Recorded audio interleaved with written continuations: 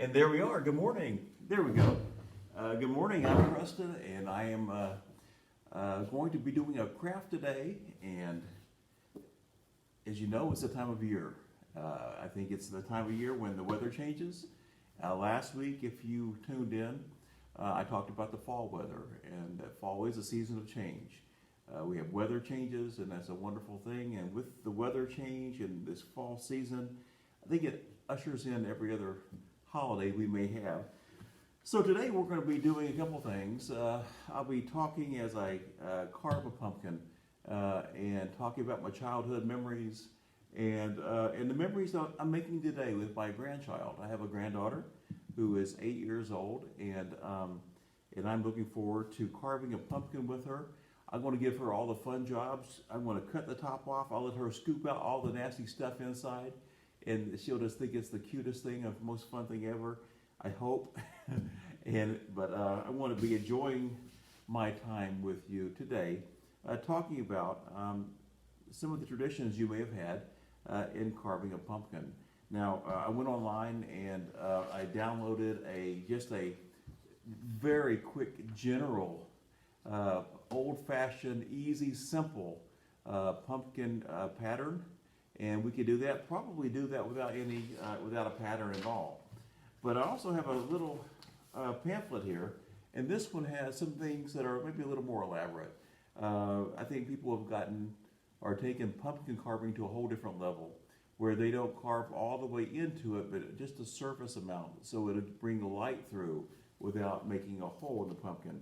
Oh, this one has different levels of mastery here. On this upper right-hand corner, you'll see that there is, it starts off with easy and goes to difficult. And the number of pumpkins would indicate, in this case, how difficult it is. And there's one even right here where you have different levels where you don't go all the way through the pumpkin shell, just part way, so it's very difficult to do that. But we're going to keep it simple and basic today. I went out and bought a kit. Now, this is a great kit because it has a box, because I know that every year, if you have pumpkin carving kits, you don't know where they are. So this one came in a box. I'm very happy to have it. It's a good quality stuff here. You can buy these at any store, retail store, Walmart, things like that, places like that. But this one happens to have a number of good, heavy tools. And this one will be perfect right here for cutting the top. So I'm going to go ahead and make it easy on myself. Maybe you too. If you have a marker, you could probably mark out exactly where you want to go on your pumpkin and still look like a superhero when you're done. So what I've done here is cut out the top here. What I've done with that is just made an easy guide for me to go around and cut it. And we're going to see all the wonderful things about pumpkin carving that probably you've forgotten. These tools are great because it's not a knife. The end is not as sharp as you'd think, but it does have a saw blade, makes it a lot easier. There should be some degree of care when working with anything that's sharp. Don't stab yourself in the hand or arm. And if you have a child helping you, make sure that they are well supervised. And as the children, of course, get older, they're going to be able to handle more and more and more of the carving experience, and where your job will simply be to supervise and maybe offer some encouragement that they're doing a good job, and that's what I intend to be doing. I'll do some of the hard stuff for our 8-year-old. She may not have the strength to cut through some of the thicker pumpkins. So this one seems to be very thick. I can feel it in a couple of places here. It may thin out as you get closer to the center, but we'll find out as we get into it. But I'm going to be going ahead and finishing cutting the top. And I'll get to it in a minute. It's not that this saw blade isn't sharp. I think we just have a very thick pumpkin. And I don't know if you would call it a rind out here.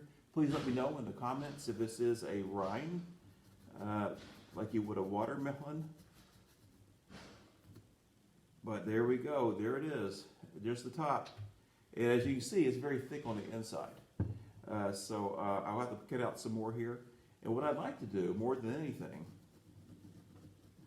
is have the experience of emptying this thing without getting it too messy here. Did you know that it smells like pumpkin? I like that. And I think that, you know, that even smells can conjure up some wonderful memories of your childhood. I don't have newspaper. Usually, I think when I was growing up, we'd lay a newspaper out.